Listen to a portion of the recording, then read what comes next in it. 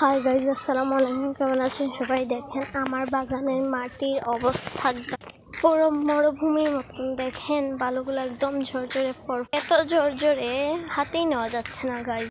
এক একটা গাছের অবস্থা দেখেন গাইজ, পুরো একদম ওরা মরে যাইতেছে এমন একটা।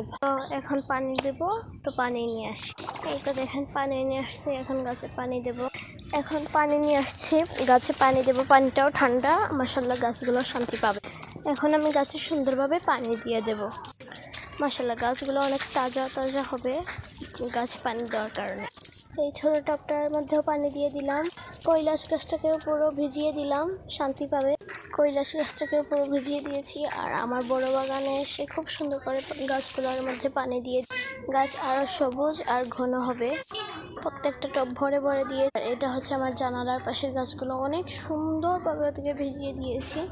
সাথে এইটার মধ্যে একটু বীজ ফেলেছিলাম। আর এই ছোট্ট নয়নতারাটা আমার বোন রাস্তার পাশ থেকে কুড়িয়ে এনে লাগিয়েছে, খুব সুন্দর। আর এইটার মধ্যে তো আমি মানি প্ল্যান্ট রং করে রেখেছিলাম, ওইটার মধ্যেও দিয়ে দিলাম পানি। আর আরেক বালতি পানি লাগতো। মোরগ ছোটন, মাধবীলতা, শিউলি, ভৃঙ্গরাজ, জব, বেল আর অনেক গাছ আছে। ভৃঙ্গরাজটাকে আমি কেটে দিয়েছিলাম, খুব সুন্দর হয়েছে মাশাআল্লাহ। এখন প্রত্যেকটা গাছে কিন্তু পানি দিচ্ছে।